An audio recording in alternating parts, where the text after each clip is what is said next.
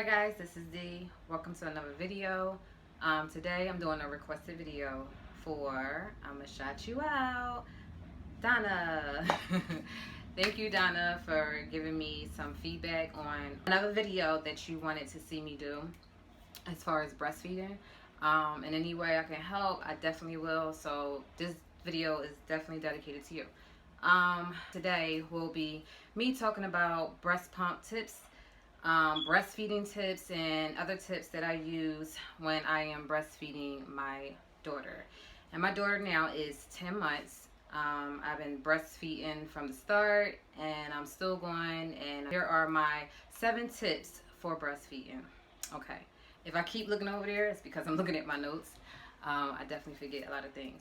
All right, number 1 is when I breast pump, I use this pump right here. This is a Spectra chargeable pump. This pump is so easy to use. It's so quiet. Number 1, I am not sponsored for none of these items, so yeah, everything that I am showing, I'm just showing you what I use and what I do. Yeah, so it lights up.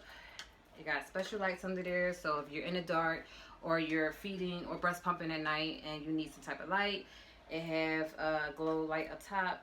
And then up here is the screen where it shows you their timer. Up here you have the cycle and you have the vacuum. This breast pump is very comfortable. It does not hurt at all. It's very quiet, and it just get the job done. And it's not big and bulky, and you know, where I gotta travel all over the house with a big behind breast pump. So this is very convenient. Then I have 2 of these suction cords. You can have one in if you're doing 1 bottle, or if you're doing 2, then you can put both in. Now that Spectra, I have no idea how much that costs.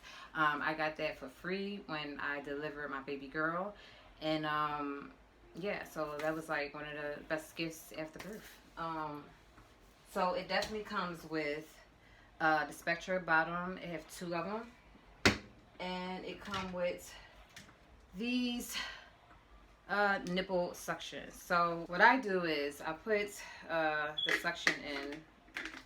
suction top part onto the bottom of the bottle, and then this right here is the vacuum part, and it comes with a white piece of plastic. You put that in right there, and then on the other side of the pump, you put that right there. You close it.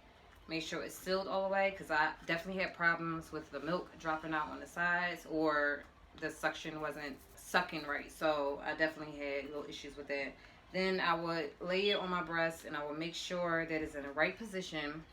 Make sure my nipple is all the way inside and not, you know, hanging on the outside, or, you know, feeling uncomfortable in a crazy way. And then your milk will be dripping right out of here. And the crazy part is it is on, but you probably can't even hear it. That's how quiet it is. Next favorite item when breastfeeding is this Haka silicone hand pump. This is a lifesaver. This is a game changer. This is a great invention.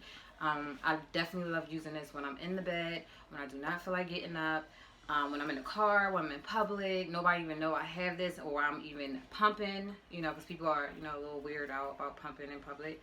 So I would definitely put this once again on my nipple, and then I would do little suctions, like as if the baby is on my breast and, you know, trying to suck, and then take break, hold it, and it will literally stay on your nipple, and then you just keep pumping again, and then you take a break, and while it's literally attached to your nipple, the milk will be dripping down, and you can easily get your, what's this, 3 millimeters of milk, or maybe more. So this is one of my favorites. You can get that from Amazon, and that was $13, and it comes with a little bag, a little traveling bag, so that was good. Another thing I use when breastfeeding is the breast milk storage bags. You can get these from anywhere, and any You can get these from any store. You can order these online. I rather order them online because they come in bulk. You can get a lot more for your money's worth. And these bags are very easy to use, very easy to store. They do not rip. It's not easy to get holes in them. They're very strong and durable. So what I would do is I would take my bottle of milk. I will open this bag. Sorry, I needed to get some milk. All right. She needs some milk. All right. So what I would do is I would open the bag up, and the milk, baby milk that I have in the bottle, I will pour it inside of here. Make sure you be extra careful because this stuff will tilt and spill on the side. Literally, like a whole hot mess. So I will pour that in there, put my bottle down, and then ta-da, your milk is in the bag. And then whatever millimeters or ounces is on, you just write that down on the bag. But make sure before you fill the bag all the way, make sure all the air is definitely out your bag. Excuse my fingernails, I'm trying to get them off. But yeah, so you seal them just like that, and make sure all the air is out. And that's it. And then when you lay them in the freezer, you lay them this way. You lay them flat down to make sure it's all nice and even. And then what I do is when they are frozen, I will put them in a Ziploc bag, and then I will put them in the middle of the freezer to make sure they always stay frozen and not get spoiled. So I'll put them in there just like this and just lay it flat and just put it inside. That's it with that. So thawing process. The thawing process is easy too. Whenever you want to get your milk and thaw, you just take it out, you put it in the refrigerator, you let that thaw in the refrigerator, or you can have a bowl of water, warm water, and you can put the bag in the water and it will thaw out literally in like 5 to 10 minutes. So either way, it's a good way. Hand express milk. So with hand express milk, whenever my milk is not easily flowing out, I would definitely take 2 fingers like this. This is what they taught me in the hospital. So this was a big help. If I didn't know this, I would be struggling trying to, just get my milk started. Especially when my baby is so hungry. So I would take these 2 fingers and I will position and put it right here. And then I will squeeze down or press down right there to the nipple. And then I would do it over here on the side. Squeeze down or press down, and then I would do it over here, press down, and then I would do it underneath, and then press down. And then once you're done, you're underneath, you squeeze your nipple and then tilt it, and then the milk will start dripping out. Well, that's trying to get your milk to come out a little easier if you're having trouble, trying to express or get some milk to come out. That comes with milk supply. Milk supply, I haven't went through low milk supply. For some reason, I oversupply, or I was just fine. Like, no matter what, I just never had a low milk supply. So with low milk supply, I definitely heard that you can eat some lactate cookies, or you can eat some oatmeal, or they have teas. They have cookies, teas, and you can even eat garlic, meat, or do some research to figure out some other things. But they have a whole lot of things that will definitely get your milk pumping. Oversupply, definitely. That's kind of what I went through. Sometimes my baby will literally choke because my milk is flowing out too much. It's just too much milk coming out. I heard it's because of a stimulating hormone. I forgot what hormone it was, but it's definitely from a stimulating hormone that's telling your body or something that you're maybe having more children than one, or it's something like that. But yeah, that's a very strange thing. But yeah, so that's it. Blocked milk dogs. Blocked milk is when your breasts have little lumps in there. When your breasts have milk lumps all around because you're not getting all that milk out, or that extra milk, especially after feedings or after pumping. So sometimes whenever you feed your baby, make sure that you kind of expel the rest of that milk by just using your fingers and then just pinching your nipple, or doing a little exercise, and then just exposing or exposing, well, just getting the extra milk out.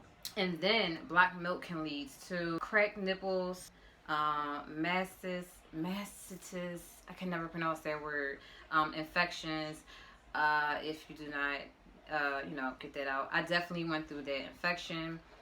It was the worst and most horrible thing that I can ever went through, ever imagine. I literally felt like I was dying, seriously. And I went through it 2 times because my nipples was chapped and they was cracking, and then the baby was pulling, and sometimes my baby was not kind of like latching right, so that would bring a lot of stress on my nipples, and then they would crack, and then all of a sudden whatever bacteria from the baby mouth, or whatever milk ducts that are still inside your breast, or whatever milk that you did not get out your breast that's clogging up, can lead to mastitis. I'm sorry if I'm saying it so wrong. Yeah, it can lead to that. So, definitely, that was the worst thing ever. So, with that, I experienced pain, swelling, redness, a fever, chills. My nipples was enlarged. Then my breast was like kind of cupped around here like a wedge. It was so hard. It was painful to lay down, painful to put bras on. Every time I would put my robe on or my clothes, my nipples was like so sensitive and it was hurting. It was just the worst feeling ever. I literally cried both times I had it, and I literally thought I was coming down with the flu. I thought I was dying. I thought I probably had corona, seriously, but I didn't. It was definitely that. To definitely relieve that pain, because you definitely can cure the pain at home, and if it's a major infection, then definitely go to the hospital. If it's leaking like gooey stuff, or if you're bleeding and you really not feeling well, then I suggest you go to the hospital. But at home, I made sure my breast was clean. I made sure I kept pumping, and I made sure I relieved all that milk. I made sure that I kept my baby on my breast no matter how bad it hurt, because it definitely hurts. Just make sure you get that milk out no matter what. A lot of moms wean off their babies because of that type of situation. They went through that infection and they just couldn't take it. But we moms, we push those babies out, and we strong, and we're powerful creatures, like literally. But yeah, I definitely use the nursing butter for my cracked nipples. It soothes and give me some type of relief. Yeah, so next I have one more breastfeeding tip, which is number 6, and that is the biting. The biting. Okay, my baby started getting teeth at 3 months. Her first tooth came in 3.5 months, and that was so unexpected, but it happens. And and that's when I started doing my research, because I was nervous that she was going to bite me. And I thought that once she got her teeth, that my breastfeeding days will be over. So, it wasn't. So, whenever your baby bite, I would definitely take my baby head. I would take my finger and I will put it on the side of my baby mouth. Make sure it's all the way in there. And then that would definitely open up your baby mouth, and you just pull away your nipple. But not so hard. Don't yank it, because you don't know if, your baby teeth is definitely off your nipple.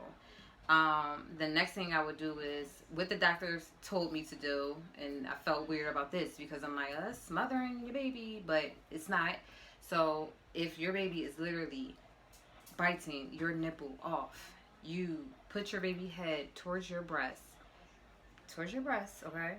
Because that nipple pain is no joke. You put that baby towards your breast, and it might give your baby a hard time to breathe, so your baby open up their mouth, and boom, you gently remove yourself from your baby mouth.